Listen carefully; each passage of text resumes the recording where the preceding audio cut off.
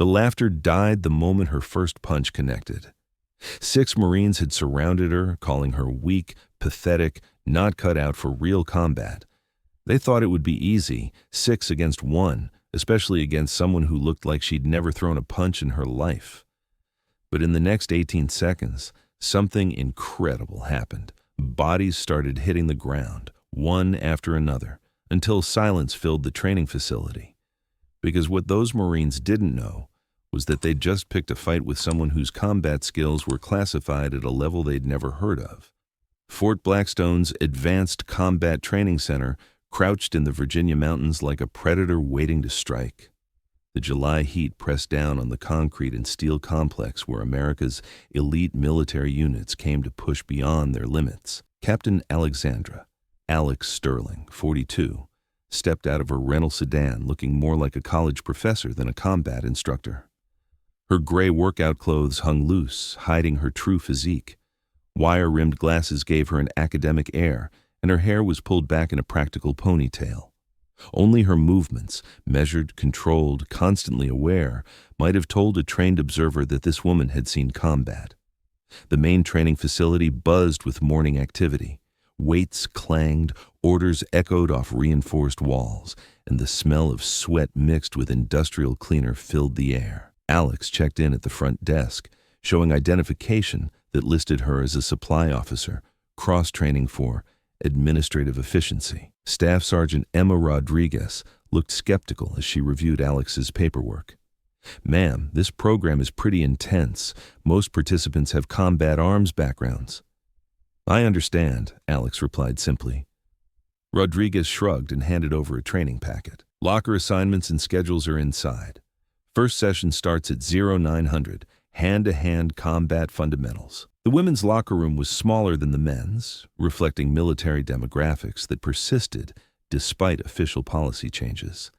Alex changed into training clothes, hearing fragments of conversation from other female participants, discussing the program's reputation for being brutal, and wondering if the male instructors would hold back. Alex knew they wouldn't. And she knew she couldn't afford to hold back either. The main training area was the size of a basketball court, with high ceilings and professional lighting. About 20 participants milled around, mostly young, mostly male, all projecting confidence that came from successful military careers. 6 Marines clustered near the far wall, their body language immediately catching Alex's attention. Alpha dynamics, pack mentality, territorial behavior. She recognized the type from dozens of previous assignments. Lance Corporal Jake Thunder Morrison was their obvious leader, 6 feet 2 inches, 220 pounds of Alabama-bred confidence. His teammates included Corporal Danny Viper Sullivan from Boston, Private First Class Tony Brick Castellano from New Jersey, Lance Corporal Marcus Wolf Davidson from Texas, Corporal Ryan Snake Mitchell from California, and Private Luis Ghost Fernandez from Arizona. They noticed Alex immediately. "Check out the librarian," Morrison stage whispered, loud enough to be heard across the room. "Bet she got lost looking for the admin building." Sullivan chuckled. "Maybe she's here to take notes for someone else." $10 says she asks if the mats are comfortable enough, Castellano added with a smirk. Alex heard every word. She'd encountered this dynamic countless times over 17 years of military service. Young soldiers establishing dominance, testing boundaries, measuring potential threats. The difference was, this time she couldn't respond the way Shadow Division had trained her to. Shadow Division operatives didn't exist in official records. When the unit was disbanded 6 months ago, operators like Alex were integrated into conventional military under false identities with severely restricted backgrounds. Her real skills, actual experience, and true achievements were all classified, denied, buried. She was supposed to be just another support officer getting cross-trained for bureaucratic efficiency. Her lethal capabilities were a secret she was sworn to keep. Staff Sergeant Mike Torino entered at exactly 0900. 40 years old, 3 combat deployments, chest full of ribbons, and a voice that could carry across a fire base. He was old-school military who'd learned his craft in places that didn't make evening news. "Good morning, officers and enlisted." His voice filled the space. "Welcome to Advanced Combat Readiness. The next 6 weeks will teach you skills that might save your life when everything else fails." He paced as he spoke, eyes scanning every face. "This isn't basic training. This isn't a martial arts class. This is combat application of hand-to-hand techniques in military environments. Some of you will wash out. Some will get injured. All of you will be tested beyond your perceived limits." Alex listened while maintaining a neutral expression. She knew Torino's type. Professional, competent, deadly serious about training soldiers to survive. "Before we begin," Torino continued, "does anyone here consider themselves experienced in hand-to-hand combat?" Several hands went up, including Morrison's. "Good. Today we find out if you're right." Torino's smile held no warmth. "I need volunteers for a demonstration." Morrison's hand shot up first. "Sergeant, my team volunteers to show proper combat technique." Torino studied the 6 Marines, then scanned the rest of the group. "And who would you like to demonstrate on?" Morrison's eyes found Alex immediately. "How about our new transfer, Sergeant? Give her a taste of what real training involves." A murmur ran through the room. Some participants looked uncomfortable. Others seemed interested in the show. Alex remained perfectly still, her mind automatically shifting into threat assessment mode. Torino followed Morrison's gaze and studied Alex for several seconds. Something in her posture gave him pause. "Captain, you're under no obligation to participate." Alex met his eyes directly. "I don't mind, Sergeant. Training is training." "You sure, ma'am? These boys play rough." Alex adjusted her glasses, making herself look even more civilian and vulnerable. "I'm sure." As they moved to the center mat, Alex's mind automatically cataloged everything. Threat assessment, movement analysis, tactical calculations, all running in the background, invisible to observers. The 6 Marines surrounded her with confident smiles and casual stances. They expected an easy demonstration, quick submission, maybe some tears to drive home their point about women in combat training. "Rules are simple," Torino announced to the watching crowd. "Hand-to-hand only, no permanent injury. Stop when I say stop." Alex quietly removed her glasses, folded them carefully, and placed them safely aside. Without the academic accessory, her eyes were sharper, more focused. The mild, bookish look vanished entirely. Morrison noticed the change but misinterpreted it. "Don't worry, lady. We'll go easy on you the first few rounds." Alex didn't respond. Speech was unnecessary now. She studied each opponent systematically.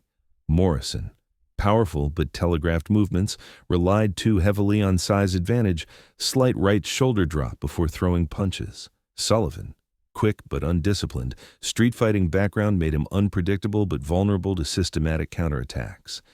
Castellano, boxer stance meant good hands but poor ground defense, expecting traditional boxing rules. Davidson, wrestler build indicated dangerous grappling skills but limited standing strikes, would attempt early takedowns. Mitchell, martial arts training but superficial, weekend class techniques memorized rather than internalized through real combat. Fernandez, quietest of the group, most observant, potentially most dangerous because he was studying her responses. Total assessment time, 8 seconds. "Positions," Torino called. The 6 Marines spread out in a loose circle, no particular formation or strategy beyond overwhelming numbers. Alex stood in the center, appearing relaxed, almost vulnerable. Hands at her sides, weight evenly distributed, breathing steady. "Begin!" Morrison moved first, exactly as Alex had calculated. Right cross with full power, telegraphed by his shoulder movement, designed to intimidate rather than strategically disable. Alex's response was minimal and precise. Her head moved 2 inches to the right. Morrison's fist passed harmlessly by her ear. As his arm extended, she stepped inside his reach, her right elbow rising in a sharp arc to his solar plexus. The impact was surgically precise, enough force to disable his diaphragm without permanent damage. Morrison's eyes went wide as air explosively left his lungs. His forward momentum carried him 2 more steps before his knees buckled. Elapsed time, 1.2 seconds. Sullivan reacted to Morrison's collapse, moving in from the left with a wild haymaker. Alex pivoted, using Sullivan's momentum against him in a classic hip toss that sent him airborne before crashing down on top of the still gasping Morrison. 2 down. Elapsed time, 3.8 seconds. Castellano and Davidson moved together, showing their first sign of coordination. Castellano stayed upright with boxing combinations, while Davidson dropped for a leg takedown. Alex jumped over Davidson's sweep, landed with her right foot on his back, pushing him flat against the mat while simultaneously blocking Castellano's jab with her left forearm. Her counterpunch came immediately, not a boxing technique, but military combatives, knuckles to Castellano's throat, carefully controlled to bruise rather than crush. Castellano staggered backward, hands to his throat, choking but breathing. Davidson tried to rise from the ground. Alex's left foot found the back of his neck, applying precise pressure to a nerve cluster. Davidson went limp, not unconscious, but temporarily paralyzed. 4 down, elapsed time 8.1 seconds. Mitchell and Fernandez, the last two standing, finally showed real tactical thinking. They separated, trying to force Alex to choose between threats and create an opening for coordination. Alex didn't choose. She moved toward Mitchell while tracking Fernandez in her peripheral vision. Mitchell attempted a combination he'd learned in weekend martial arts classes: jab, cross, hook, textbook technique, completely predictable to someone with Alex's experience. She flowed around his strikes like water, deflecting rather than blocking, redirecting energy rather than stopping it. Her response was a single spinning elbow that caught Mitchell behind the ear, a precise shot to a nerve cluster that scrambled his equilibrium. He dropped to his knees, conscious but disoriented. Fernandez, seeing his last teammate fall, hesitated. In that moment of hesitation, Alex closed the distance. She grabbed his extended arm, used leverage to spin him around, and applied a blood choke with her forearm across his carotid arteries. Not to kill, not to permanently harm, just to restrict blood flow long enough to render him unconscious. Fernandez struggled for 3 seconds, then went limp. Alex released him, lowered him gently to the mat, and stepped back. Her breathing remained steady, her uniform unchanged except for slight dust on her shoes. She retrieved her glasses and put them back on. 6 down. Total elapsed time, 18 seconds. The training facility fell into absolute silence. 20 witnesses stood frozen, their minds struggling to process what they'd seen. This hadn't been a fight. It had been a systematic dismantling of 6 trained combatants by someone who moved with precision they couldn't identify, using techniques they didn't recognize. Staff Sergeant Torino, experienced in hand-to-hand combat and veteran of multiple deployments, stared at Alex with an expression mixing awe and suspicion. "Captain Sterling," his voice was hoarse, "where did you learn those techniques?" Alex adjusted her glasses, returning to her mild academic appearance. "Classified, Sergeant." "Classified?" Torino's voice rose. "What classification level?" Before Alex could respond, the facility door opened, and Colonel Patricia Iron Lady Hawkins entered with 2 aides. Hawkins was a legend in military circles. 30 years of service, 3 combat commands, and a pioneer for women in combat roles. Her presence meant this incident had already been reported up the chain of command. Hawkins surveyed the scene. 6 Marines slowly recovering consciousness, Alex standing calmly nearby, Torino looking shell-shocked. "Captain Sterling," Hawkins's voice carried across the silent facility. A word. In the corridor outside the training facility, Hawkins studied Alex carefully. 2 women, both career military, both carrying secrets, both understanding the weight of classified operations. "Shadow Division," Hawkins said simply. Alex's expression didn't change, but a slight tensing around her eyes confirmed the statement. "I know because I recommended you for the original program 8 years ago," Hawkins continued, "before classification levels went beyond my clearance." "Shadow Division was disbanded 6 months ago," Alex replied carefully. "Officially disbanded," Hawkins corrected. "Personnel reassigned to conventional units under cover identities, skills and experience buried in classified files." They walked in silence for several steps. "Problem is," Hawkins continued, "your cover just got blown in spectacular fashion. 20 witnesses saw a demonstration of capabilities that don't exist in your official file." Alex understood the implication. Maintaining her cover identity would be impossible after such a public display. "What do you recommend, Colonel?" Hawkins stopped and turned to face Alex directly. "Tell me about Kabul extraction," Alex went completely still. Kabul extraction was classified beyond top secret, known only to a handful of people with ultimate clearance. That operation doesn't exist, Alex said automatically. Neither do you, Hawkins replied. But 6 months ago, someone matching your description single-handedly extracted a 6-member special operations team from hostile territory after their mission went sideways. Solo infiltration, 72 hours behind enemy lines, no backup, no support, no extraction plan. Alex remained silent. The team leader filed a report, Hawkins continued, classified so heavily that even I can't access details. But his recommendation was clear. The individual responsible saved American lives under impossible circumstances using skills and judgment beyond conventional military training. I cannot discuss classified operations. You don't need to. Hawkins smiled slightly. Because I have a proposal. Colonel Hawkins led Alex to her private office, a soundproof room designed for classified conversations. Maps covered the walls showing global hotspots, communication equipment linked directly to the Pentagon. Coffee? Hawkins offered, gesturing to a chair. Thank you, ma'am. As Hawkins prepared coffee, she spoke casually, but Alex knew every word was calculated. Fort Blackstone isn't just a training facility, Hawkins began. We're a development center for advanced military techniques. The Pentagon gives us personnel with unique backgrounds and lets us experiment with non-traditional approaches. Alex accepted the coffee and waited. Shadow Division may be disbanded, but the need for unconventional capabilities hasn't disappeared. If anything, current global situations require more flexibility, more adaptation. Hawkins sat across from Alex. What I'm about to tell you is classified. Fort Blackstone is testing ground for a new type of military unit. Small teams, highly skilled individuals capable of operating independently in complex environments. Sounds familiar, Alex said dryly. Similar concept to Shadow Division, but different execution. More oversight, more support, more integration with conventional forces. You want me to join? I want you to consider it. Your cover is blown anyway. Trying to maintain a supply officer identity after today's demonstration would be impossible. Hawkins leaned forward confidentially. The project is called Synthesis. The goal is combining the best elements of special operations with conventional military structure.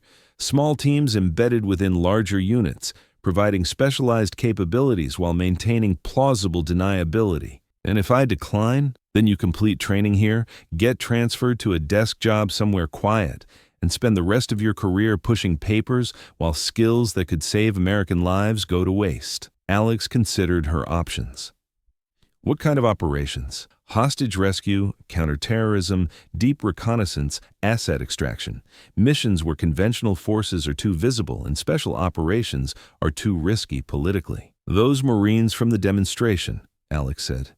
Are they potential candidates? Hawkins raised an eyebrow. Interesting question. You think they could be developed? Morrison has natural leadership but needs discipline and tactical thinking. Sullivan has street instincts that need channeling. Davidson has physical skills but needs technical training. The others could be useful in support roles. What about their attitudes toward you specifically? Alex smiled slightly. That changed in 18 seconds. 3 days later, Alex found herself back in the training facility, but this time as an instructor rather than a participant. Morrison and his team had requested additional training, and Colonel Hawkins had approved an experimental curriculum.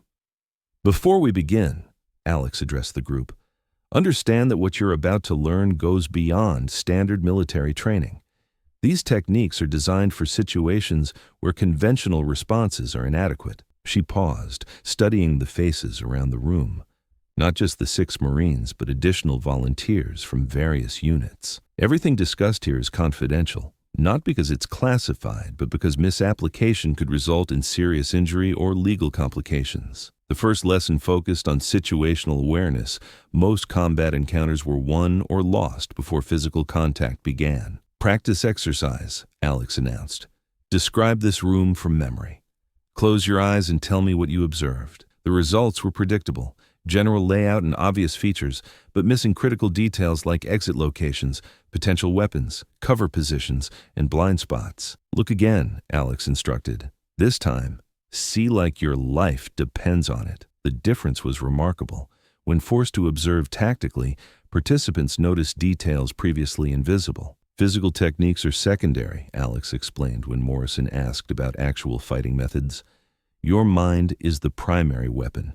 Your body is just a tool for implementing decisions your mind makes. Over the following weeks, training evolved beyond basic techniques to comprehensive tactical education. Alex found herself drawing on years of classified experience, carefully editing operational stories to remove sensitive details while preserving essential lessons. The transformation in Morrison's team was remarkable. They stopped seeing combat as a test of strength and started understanding it as an application of strategy, timing, and precision. The test came sooner than expected. At 0300 hours, Alex received an emergency call. Hostage situation at a federal facility, local law enforcement overwhelmed, FBI requesting military assistance. Colonel Hawkins briefed her in the Secure Communications Center. 12 hostages, federal employees, held by domestic terrorists, 4 subjects with military backgrounds, armed with automatic weapons and explosive devices. Alex studied facility blueprints on the digital display. What's our authority? Full federal backing. Coordination with FBI on scene, rules of engagement approved by Washington. This was exactly what the Synthesis Project was designed for. Complex situations requiring unconventional approaches. I'll take Morrison's team. 2 hours later, a modified transport helicopter carried Alex and her 6-person team toward the operational area. During the flight, she conducted final briefings. This is not training, she emphasized. Real weapons, real explosives, real consequences. At the FBI command post, Agent Sarah Coleman briefed Alex on the current situation. Standard breach and clear tactics would trigger explosives and endanger hostages. A stealth approach offered better chances of success. Alex and her team infiltrated the building through a service entrance, while FBI negotiators created a diversion. Moving through darkened corridors with night vision equipment, they systematically neutralized threats and extracted hostages without firing a single shot. The operation took 37 minutes from infiltration to completion, 0 casualties, all hostages safe, all subjects in custody. 2 weeks later, Alex stood in Colonel Hawkins' office reviewing after-action reports. The hostage rescue had been deemed a complete success, with formal commendations for all team members. Washington is impressed, Hawkins reported. Synthesis Project has been approved for full implementation. You'll be promoted to major and given command of the first operational team. Alex nodded, understanding the magnitude of what this meant. After years of operating in legal gray areas with minimal oversight, she would finally have official sanction and support. What about Morrison's team? They've all volunteered for advanced training and security clearances. 6 months from now, they'll be fully operational. Alex thought about the journey from that first day in the training facility. 6 Marines who had underestimated a woman they thought was weak, now preparing to become elite operators under her command. One thing I've learned, Hawkins said as Alex prepared to leave, is that the military's greatest strength isn't in its weapons or technology. It's in its ability to adapt, to recognize talent wherever it comes from, and to give people opportunities to exceed expectations. Alex smiled, even when they don't look like traditional soldiers, especially then. As Alex walked across Fort Blackstone toward her new office, she reflected on the changes that 18 seconds had set in motion. Her cover was blown, her secret revealed, but rather than ending her career, it had opened new possibilities. Morrison and his team were waiting in the training facility, ready for another lesson. But this time, the dynamic was different. They no longer saw her as someone to be tested or challenged. They saw her as their commander, their instructor, and their ticket to becoming something greater than they had ever imagined possible. "Ready for today's lesson?" Alex asked as she entered the facility. "Yes, ma'am," came the unified response. Alex smiled. In 18 seconds, she had knocked out 6 Marines. In the weeks that followed, she had built them back up into something far more dangerous than they had ever been before. The best part? This was only the beginning. The Pentagon briefing room was smaller than Alex had expected, but the weight of the stars and eagles around the polished table made up for any lack of size. Major Alexandra Sterling, Her real rank now, no longer hidden behind false classifications, sat at attention as Secretary of Defense Margaret Harrison reviewed the Synthesis Project's first quarterly report. 18 successful operations, Secretary Harrison read aloud. 0 casualties among friendlies, 97% mission success rate, diplomatic incidents avoided in 3 separate international crises. She looked up from the folder. Major Sterling, these results are unprecedented. Across from Alex, Colonel Hawkins smiled proudly. The gamble she'd taken in recruiting a disbanded Shadow Division operative had paid off beyond anyone's expectations. "Thank you, ma'am," Alex replied. "The credit belongs to the entire team." Speaking of the team, Harrison flipped to another page. "I understand you've developed an unconventional training methodology." "Yes, ma'am. We focus on adaptive thinking rather than rigid protocols. Real-world scenarios change faster than manuals can be updated." Harrison nodded. "I've also heard about your original recruitment method. Something about a training demonstration that lasted 18 seconds? Alex's mouth quirked slightly. "The team needed to understand that assumptions can be dangerous, ma'am, especially assumptions about capabilities based on appearances." "And Morrison's team? The Marines who volunteered for that demonstration? Staff Sergeant Morrison and his squad are now among our most effective operators. Their initial skepticism has transformed into absolute trust and professional excellence." Harrison closed the folder and leaned back. "Major, the Joint Chiefs want to expand synthesis nationwide. 12 bases, 48 teams, integrated with both special operations and conventional forces." Alex felt the magnitude of the expansion. What had started as an experimental program with 6 Marines who'd underestimated her was becoming a cornerstone of military strategy. "What would be my role in the expansion, ma'am?" "Overall program director. Colonel rank, your own budget, authority to recruit from any branch of service." Harrison paused. "There's one condition." "Yes, ma'am. You'll need to brief congressional oversight committees. They'll want to hear directly from the field commander who created these results." Alex understood the implication.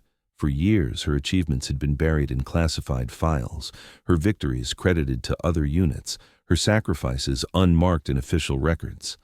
Now she would be testifying before Congress about methodologies that had once been so secret they officially didn't exist. "I accept, ma'am." 2 hours later, Alex stood in Fort Blackstone's main training facility, watching the current class of candidates work through advanced scenarios. Morrison, now a staff sergeant and senior instructor, was demonstrating proper entry techniques to a mixed group of Army Rangers, Navy SEALs, and Marine Recon operators. 12 years I've been teaching hand-to-hand combat," he told the class, "and everything I thought I knew changed in 18 seconds when I met this officer." He gestured toward Alex, who was observing from the sidelines. Lesson 1. Never assume you know someone's capabilities based on how they look. Lesson 2. The most dangerous operators are often the quietest ones. Lesson 3. Respect is earned through competence, not volume. A young Marine raised her hand. "Staff Sergeant, what happened during those 18 seconds?" Morrison grinned. "I learned the difference between being tough and being skilled, between aggression and precision, between thinking you're ready and actually being ready." Alex watched the interaction with satisfaction. The program had come full circle, from her being underestimated to her methodology being taught to the next generation of elite operators. After class, Morrison approached her privately. "Colonel Hawkins told me about the expansion. Congratulations on the promotion that's coming." "Thank you, Morrison. You've earned your own recognition. Senior instructor position, special operations qualification, security clearance that most generals don't have." Morrison shook his head. "None of that would have happened without those 18 seconds, ma'am. Best lesson I ever received, even if I didn't appreciate it at the time." Alex smiled. "Sometimes the most important lessons are the ones that challenge everything we think we know about ourselves." That evening, Alex walked across Fort Blackstone's grounds one final time before her transfer to Pentagon assignment. The base had been her home for 8 months, the place where she'd transitioned from shadow operative to legitimate military commander. Her phone buzzed with a secure text message from an unknown number. "Heard about your success. Proud of you. Stay safe. Ghost 6. Ghost 6 had been her Shadow Division commander, thought dead after the unit's disbandment. His message meant he was alive, still watching, still caring about the operators he'd once led through missions that officially never happened. Alex typed back, "Mission continues. Different parameters, same dedication." The response came immediately. "That's why you were chosen. Some warriors adapt, others just survive. You've learned to thrive." She deleted both messages, as training dictated, but kept the sentiment. Shadow Division might be gone, but its legacy lived on in programs like Synthesis, in operators who understood that the greatest victories often happened in silence, and in the knowledge that true strength was measured not by who you could defeat, but by who you could protect. Walking toward her quarters, Alex reflected on the journey from that first day in the training facility. 6 Marines had surrounded her, expecting easy dominance over someone they perceived as weak. Instead, they'd encountered a force they couldn't comprehend, and a lesson that would reshape their entire understanding of what it meant to be a warrior. In 18 seconds, she'd knocked out 6 Marines. In the months that followed, she'd built them into something extraordinary. And now, with congressional approval and Pentagon backing, she would build an entire generation of operators who understood that real strength came not from the ability to destroy, but from the wisdom to know when destruction was necessary and the skill to apply it with surgical precision. The program that had started with underestimated potential would become the gold standard for special operations training. And every operator who graduated would carry with them the fundamental lesson Alex had taught those first 6 Marines. Never judge a warrior by their appearance. Judge them by their results.